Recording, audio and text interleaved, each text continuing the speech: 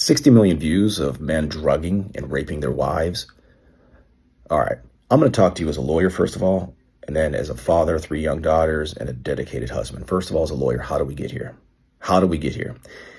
Well, back in the early 2010s, there was a lawsuit against Motherless.com, who hosts all this stuff, and Joshua Lang, that's the owner.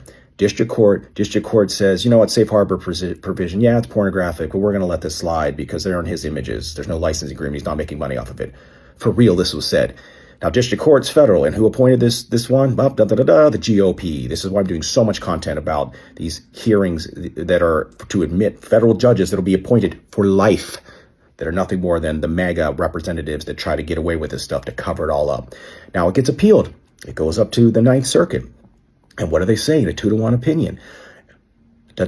Safe harbor, yeah, we know it's pornographic, but Joshua's not really making money off it. It's just in his little warehouse in Texas. And yeah, they have tens of millions of views, but whatever. And then who appointed the person that wrote it? Bush and then Reagan. Wow.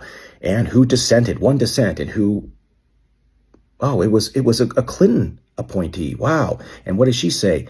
What are we doing here? This guy's a repeat offender. He's letting people come on here and publish these things. First of all, this should never be done. I don't know why we keep allowing it, but you get what you vote for. Now I'm going to talk to you as a father and as a human being. This toxic masculinity, this manosphere bullshit with Andrew Tate, Nick Fuentes, and they're all MAGA tees.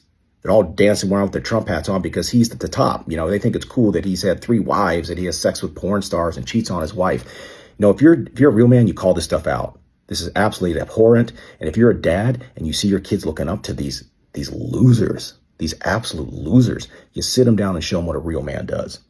A real man protects women. He sticks up for women, treats them as their equal. You can still be masculine, man. I mean, if anybody comes in here and slides in my DMs and tries to say, oh, you're a low T-score, bro, I'll show you my T-score and I'll show you what I do to real losers like that, because I stick up to bullies, and that's what a real man does. Here's how it happened from a legal standpoint, and here's how it's happening from a societal standpoint. You're letting these damn losers teach your kids what are cool when it's not. We're letting the courts be infiltrated by losers appointed by the GOP that's letting this happen legally. And another one that's letting it happen is Uber. Uber's now filing propositions doing quote-unquote tort reform, spending $200 to $300 million. Why? Because they got tens of thousands of sex assault victims that happen in their cars because they turned a blind eye because they'd rather make a profit over the safety of their passengers. Yes, it's true. Check it. There's verdicts happening against them. They're being held accountable, and they are scared. And what do? They try to limit their liability rather than do what's right.